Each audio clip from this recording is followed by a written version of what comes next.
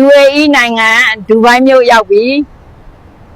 မဖို့ကြောင့်အကူနဲ့အလောက်လာလျှောက်တာပါစားတော့ဆိုင်မှာအလောက်လျှောက်ထားတာအင်တာဗျူးဖြေရန်ဖုန်းဆက်တယ်မနှက်ဖြန်သွားရမယ် အဖွာ myself လေးပြောပြပါဦး My name is AI Papa I have 7-year experience of a kitchen helper in Myanmar The chill temperature in the danger zone. If it's cheap, the temperature is high, so it's produced in the industrial zone. Wash the dish clean the station Yes I do just now cleaning If I hadn't learned English it wouldn't be easy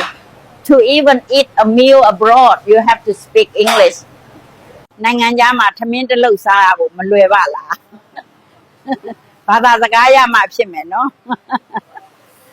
ကိုလုံးမဲ့အလုပ်ကိုလည်းမလာခင်လေ့လာထားပါသူတို့ခိုင်းတာပြောတာနားလည်ရင်အဆင်ပြေတယ်